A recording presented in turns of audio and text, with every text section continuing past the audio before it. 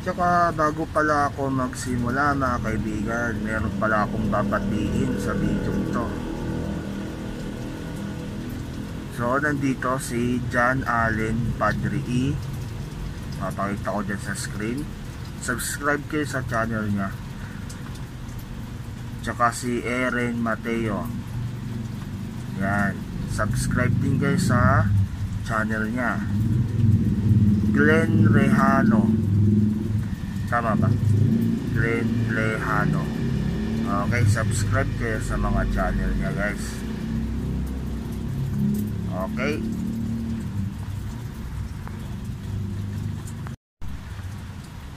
So, ayan mga kaibigan, welcome back sa aking YouTube channel. Sa video na to kasi may nag-request ng video tutorial tungkol sa paggawa ng isang power bank. Pero bago ipakita yung tutorial doon, meron kasing tatlo o kaya 5 klaseng battery, pero 2 klaseng battery lang ang i-explain ko. Yung 18650 tsaka yung LiPo, kung ano yung pagkakaiba ng kanilang discharge output tsaka input, no? So yan, simulan na natin. So yan, dito na nga tayo mga kaibigan. Ito si 18650 oh. Hindi nandito. Diba? Ayan. Ito yung mga low capacity na 18650. Ano, papansin nyo may label pa. At meron pa siyang date. Ewan ko date ba yata itong ito. Basta yan. Galing siya sa laptop for sure. Ito kasi guys, sa totoo lang, itong 18650, diba positive na negative ito, okay? Pero sa 18650 kasi guys, pag nagdi-discharge to, laging nandito.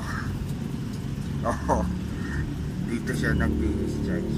So hindi man natin ito nakikita, pero ayon sa mga expert na dito sa battery sa Google online, itong positive, ito yung maglalabas, ito namang negative, ito yung energy papasok dito sa loob. So ang nangyayari, kasi na-observe ko rin ito lalo na pag iniwan mo sa charger,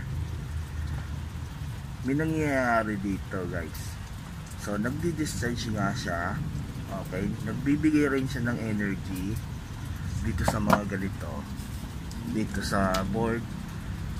Yan, kasi sira na tong board na to ganyan yan yan, ayan, tapos dito, ayan, dito, sana kita. So si positive, itong positive, iaabot din energy papunta rito. So yung kabila naman, siyempre positive, negative. Positive magbibigay ng power yung positive dito sa board, tapos iikot na yan, yung negative pupunta rito. Okay, ganyan na lang natin. Yan. So pag hindi natin ito ginagamit, ang nangyayari, yung ikot ng paganito nagiging paganon. So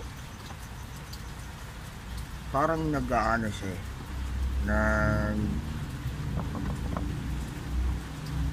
sa self-charging siya. Halimbawa, lalo na pag ganito 1.5 tsaka 1.4, siyempre pag mababa na to, ito ililipat yung energy dito para magpantay sila. Pero kusa yan sa mga 1S. Paano pag 3S na tsaka 4S, diba? Okay yan sa mga 1S, kahit di natin bigyan ng BMS, pero mas maganda meron siyang BMS. kasi hindi siya pantay-pantay na capacity. Kung yung 18650 mo is pantay-pantay lahat ng capacity, kunwari ito 1511 lahat yan, tapos may BMS ka, maganda kasi pantay-pantay sila, no? Tsaka to, meron tong self-discharging. Ano yun? So ibig sabihin nun guys, kusa siyang mawawalan ng enerhiya, pero kamahabang oras yun. Ito kasi inobserve ko to, siyempre di pantay pa, lalo na to, ito, lalo na to.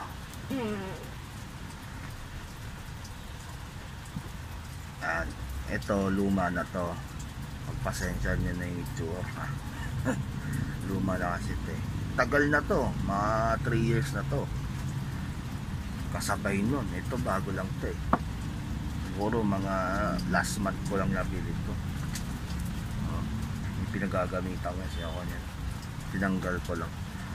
So ito na observe ko, 1S to 1S. So sa power bank niya, so si power bank naman hindi kumakain ng energy mula rito sa battery. Anong nangyayari kapag may charger?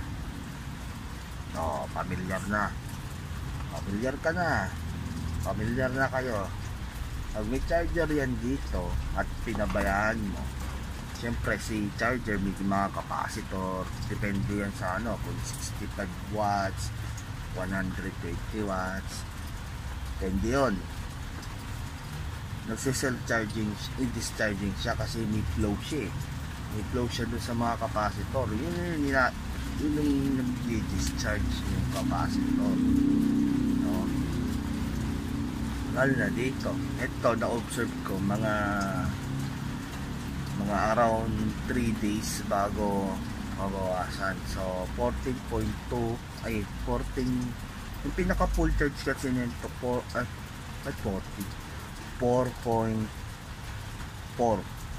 sagad yun, 4.4 sagad na yun yung voltage full charge. So na-observe ko after 3 days na pinabayaan ko dun sa may charger niya, nakasuksok doon, ay nabawasan siya.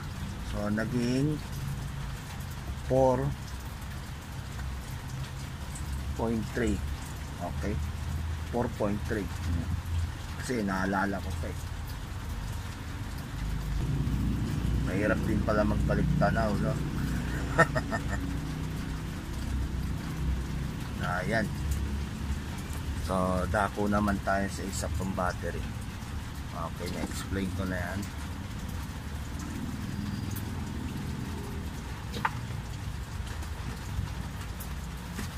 Ito yung pinakamatagal. Ito, LiPo. Ayan. Ayan.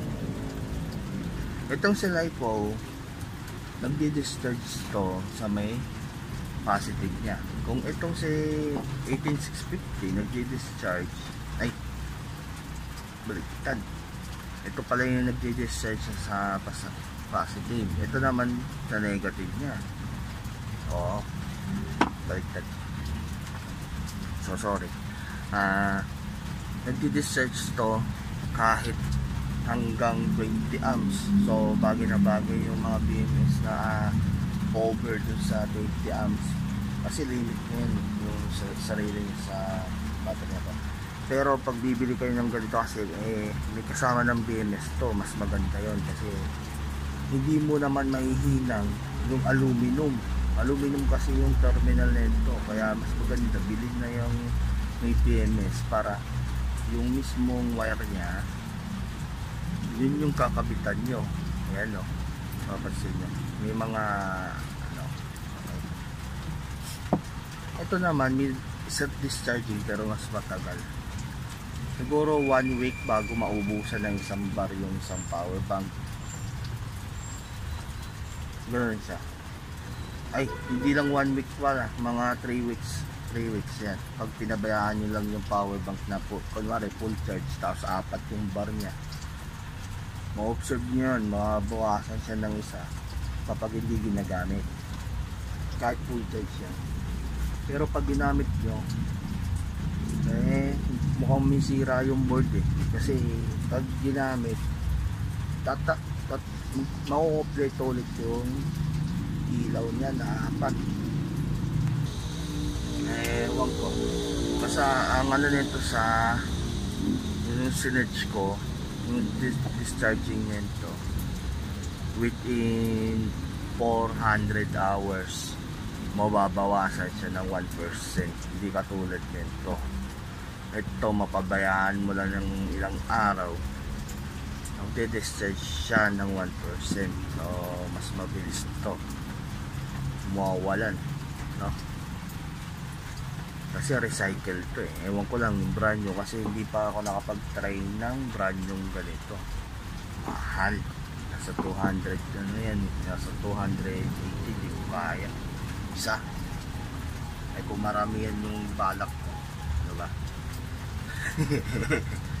So nagganito ako, ito kasi mga 200, pero syempre 5,000 mAh. Ay kesa ito, ito kasi 20 pesos lang, promise, date lang yan. Shopee, mabibili niya Shopee, promise. Baka ilagay ko rin dito sa screen kung saan yung store para makita na rin na lahat. Okay, so ito nga pala yung tutorial. So paano yun? Okay, sisimulan ko ito kasi hindi ko siya binalot talaga ng ano, tape lang, tape ay scotch tape lang.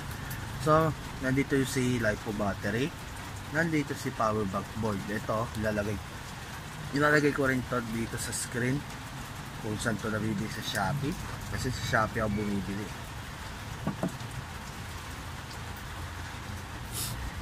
Okay,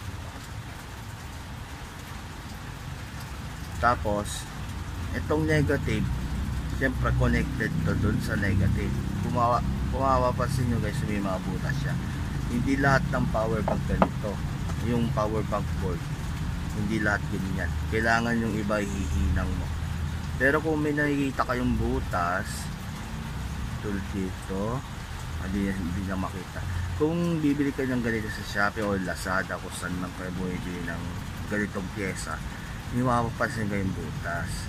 So yun, lagyan nyo muna ng ayan, parang ganito, ikot-ikot. Pwede na ikot-ikot pwede na rin kayo hindi maghinang, pero pwede na rin sundan ng hinang, pero siyempre masasaran na yun. So, depende na sa diskarte, ha? So ito kasi sa akin, inikot-ikot ko lang. Ito kasi nakahinang to. Okay, negative oh. Ayan, dalawang putol yan oh. Ayan, connected lang siya. Ayan, tapos may indicated naman na ano, B+. Ibig sabihin ng B+, battery plus, battery positive. Okay, kabila meron din battery negative, B- naman siya. Okay, ito yung positive, nasa gitna. Yan, papunta siya doon sa right wire, positive. So yung kapag pula, makikita yung pula o kung ano man kulay ito, kasi common lang tong ano pula at saka itim. So pag pula, positive. Kapag ano naman, kapag itim, negative. Yan lang siya oh. Dali lang yan oh. Positive, ayan, close up pa natin. Ayan oh, diba? Buksan natin ilaw ng cellphone. Yun, kita na ba? O lalo lumabo. Ayan. So ayan oh, pwede nyo titigan guys oh. pwede nyong i-post tong video kung sakaling sinusundan nyo. Yan, no? Basta tandaan nyo, ang red positive, ang black is negative. Bumili kayo ng LiPo battery na may kasamang BMS para hindi na kayo mahirapan doon sa aluminum na terminal nya. Mas maganda meron tong terminal kasi nga explosive to, konting pagkakamali lang siyempre, kasi ano lang to malambot lang to, kaya kung matusok mo yan ng sagad ay talaga delikado tong battery na to. Okay, so hanggang dito na lang yung aking video tutorial, at sinabi ko lang, hindi na ako nagpakita ng demo. So sa ibang video naman yan, yung mga demo na kung paano mag-ina. Hindi ko pa kasi kompleto yung mga to ito kasi mahirap gamitin ito baka maganda leche ako pag pinapakita ko yung hinang niya kung paano. So yan lang play. At dito na magtatapos ang aking video guys. So ulitin ko, babating ko ulit, i-shout out ulit sina John Allen Padre, Eren Mateo, Glenn Lejano. Maraming salamat sa inyo guys. Tsaka sa mga viewers ko, maraming salamat din. Sa mga subscriber ko dyan, comment naman kayo dyan sa baba, pwede yan. Kahit hindi nyo na i-like, kahit hindi na kayo mag-subscribe, mag-comment lang kayo, okay na yan. Kasi itong video na to parang ano lang to presentation lang naman, hindi siya vlog, walang vlog din nangyayari dito, presentation to guys. Okay, so hanggang sa muli, paalam na muna.